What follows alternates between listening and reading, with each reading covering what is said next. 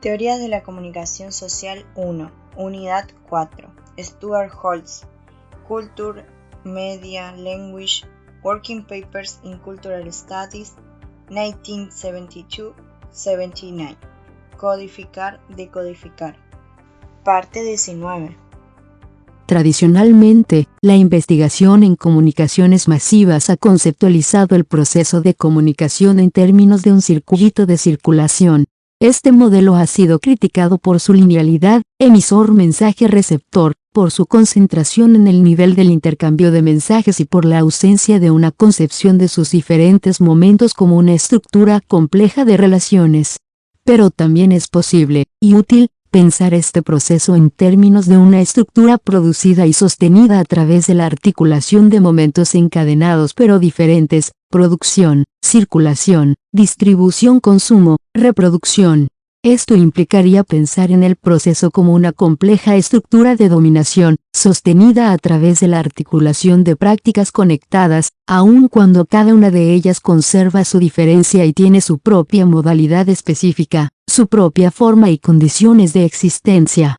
Esta segunda aproximación, homóloga a aquellas que conforman la estructura de la producción de bienes ofrecida en el Grundrisse y el Capital de Marx, tiene la ventaja extra de presentar más claramente como un circuito continuo, producción-distribución-producción, puede ser sostenido a través de un pasaje de formas, para una explicación y comentarios sobre las implicancias metodológicas del argumento de Marx. Véase S. Hall, A Reading of Marx 1857 Introduction to the Grundrisse. Además, destaca la especificidad de las formas en las que el producto del proceso aparece en cada momento y, de esta manera, aquello que distingue la producción discursiva de otros tipos de producción en nuestra sociedad y en los modernos sistemas de medios. El objeto de estas prácticas son los significados y mensajes en la forma de vehículos de signos de una clase específica, organizados a través de la operación de códigos dentro de la cadena sintagmática de un discurso, al igual que cualquier forma de comunicación o lenguaje. De este modo, los aparatos, relaciones y prácticas de producción se centran, en un cierto momento, el momento de producción-circulación, en la forma de vehículos simbólicos constituidos dentro de las reglas del lenguaje. Es en esta forma discursiva que la circulación del producto tiene lugar. De este modo, en el final de la producción el proceso requiere, tanto de sus instrumentos materiales, sus medios, como de su propio conjunto de relaciones sociales, de producción, la organización y combinación de prácticas dentro de los aparatos mediáticos. Pero es en esta forma discursiva que la circulación del producto, tanto como su distribución a diferentes audiencias, tiene lugar. Una vez efectuado, el discurso debe ser traducido, otra vez, transformado, en prácticas sociales para que el circuito resulte completo y efectivo. Si no hay apropiación de significación, no puede haber consumo. Si la significación no está articulada en la práctica, no tiene efecto. La importancia de esta aproximación es que mientras cada uno de los momentos, en articulación, es necesario para el circuito como un todo, ningún momento puede garantizar plenamente el siguiente, con el que se articula. Dado que cada uno tiene específicas modalidades y condiciones de existencia, cada uno puede constituir su propia ruptura o interrupción en el pasaje de formas de cuya continuidad depende el flujo de la producción efectiva, esto es, de la reproducción. Por ende, aun cuando de ninguna manera desearía limitar la investigación a seguir solamente aquellas pistas que emergen del análisis de contenido, en texto de J. de Ayoran, Understanding Television, ponencia para el coloquio del Consejo de Europa Entender la Televisión, University of Leicester, 1973, debemos reconocer que la forma discursiva del mensaje tiene una posición privilegiada en el intercambio comunicativo, desde el punto de vista de la circulación, y que los momentos de codificar y decodificar, aun cuando solo son relativamente autónomos en relación con el proceso comunicativo como una totalidad, son momentos determinados. De esta forma, un evento histórico crudo no puede ser transmitido por, digamos, un canal televisivo. Los eventos solo pueden ser significados dentro de las formas audiovisuales del discurso televisivo. en el momento en que un evento histórico pasa a través del signo del discurso, está sometido a todo el complejo de reglas formales por medio de las cuales el lenguaje significa. Para ponerlo paradójicamente, el evento debe convertirse en una historia antes de que pueda convertirse en un evento comunicativo.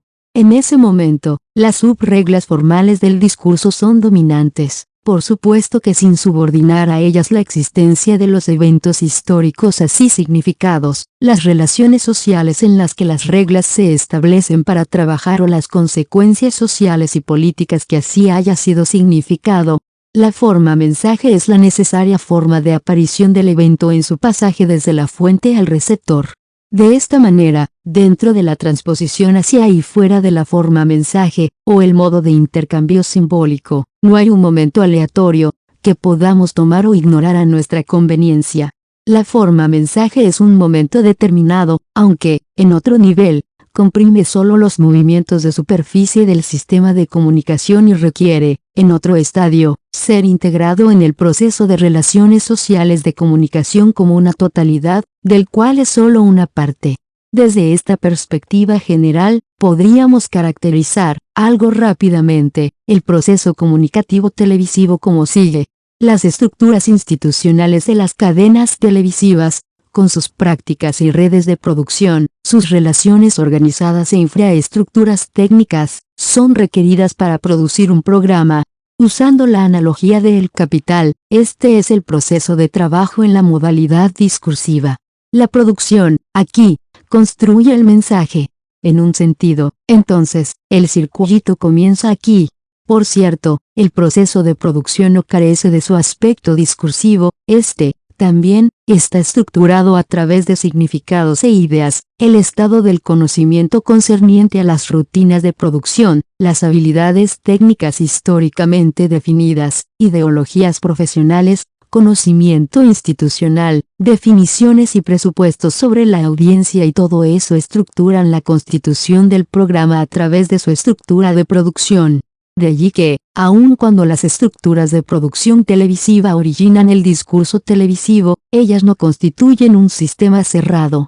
Ellas dibujan tópicos, tratamientos, agendas, eventos, personajes, imágenes de la audiencia, definiciones de la situación a partir de otras fuentes y otras formaciones discursivas insertas dentro de una estructura sociocultural y política más amplia, de la que son un parte diferenciada. Philip Elliott ha expresado ese punto sucintamente, dentro de un marco más tradicional, en su discusión sobre la manera en 130, la cual la audiencia es tanto la fuente como el receptor del mensaje televisivo. Por ende, tomando los términos de Marx, circulación y recepción resultan momentos del proceso de producción en televisión y son reincorporados, vía un número de retroalimentaciones oblicuas y estructuradas, en el mismo proceso de producción. El consumo o recepción del mensaje televisivo es entonces también en sí mismo un momento del proceso de producción en su sentido más amplio, si bien el último es predominante porque este es el punto de partida de la realización del mensaje. La producción y recepción del mensaje televisivo no son, por ende, idénticas, pero ellas están relacionadas, son diferentes momentos dentro de la totalidad formada por las relaciones sociales del proceso comunicativo. En cierto punto, sin embargo, las estructuras de las empresas televisivas deben ofrecer mensajes codificados en la forma de un discurso significativo. Las relaciones sociales de producción de la institución deben pasar por las reglas discursivas del lenguaje para que su producto sea realizado. Esto inicia un momento posterior diferenciado, en el que las reglas formales del discurso y el lenguaje son dominantes.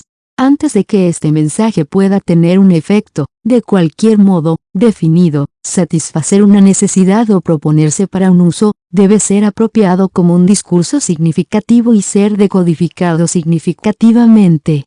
Este conjunto de significados decodificados son los que tienen un efecto, influyen, entretienen, instruyen o persuaden, con consecuencias perceptuales, cognitivas, emocionales, ideológicas o comportamentales muy complejas.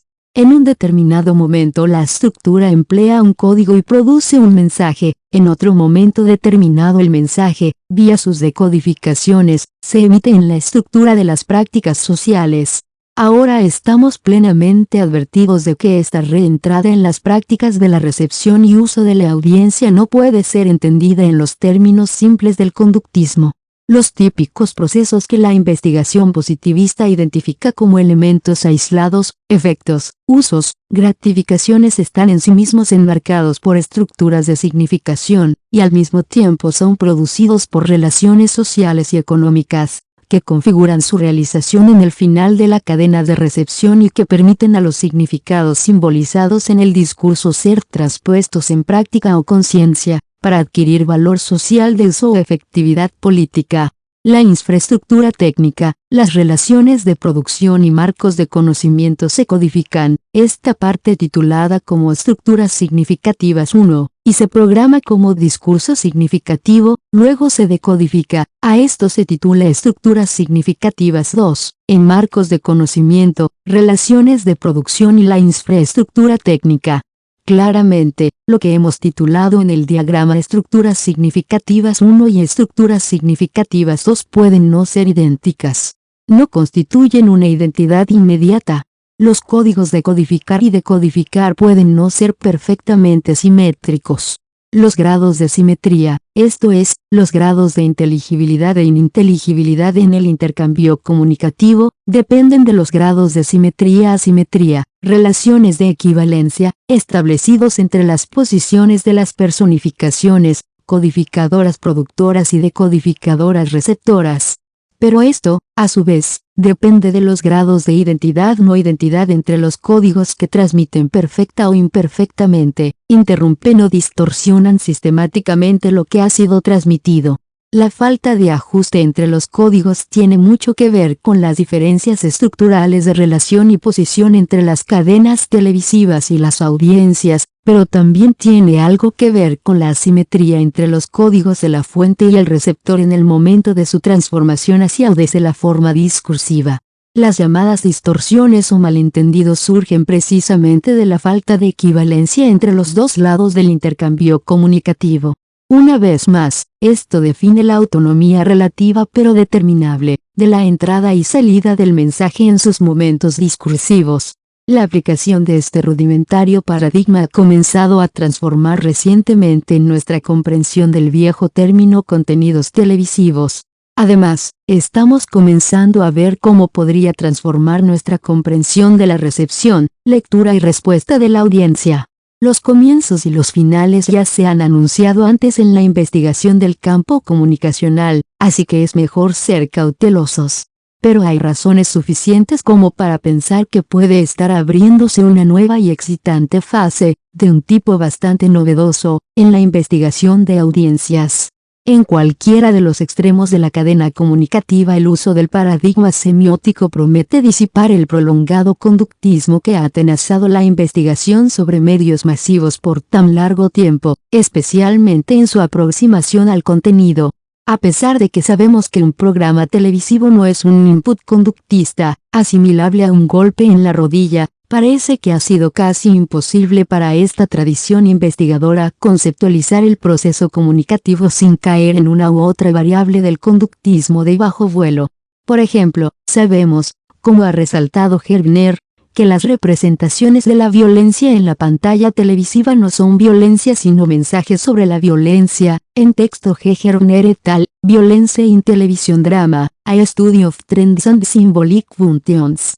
The Annenberg School, University of Pennsylvania, 1970. Pero este problema se ha seguido investigando como si fuéramos incapaces de comprender esta distinción epistemológica.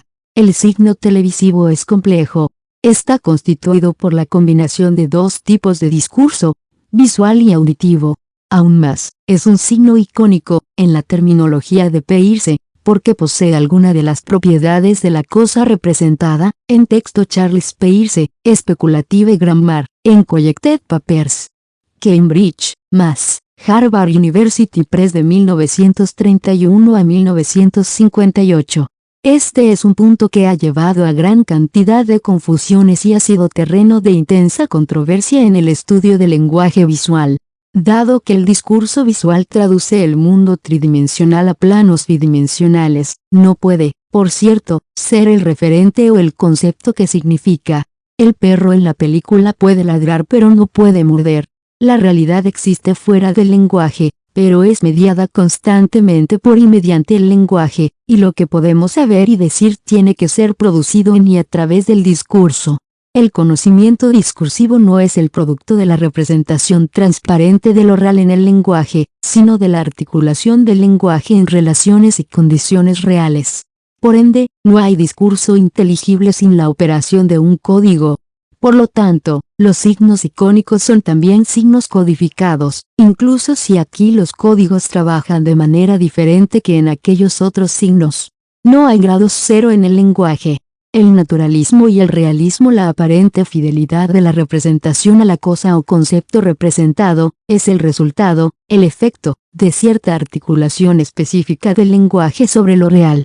Es el resultado de una práctica discursiva.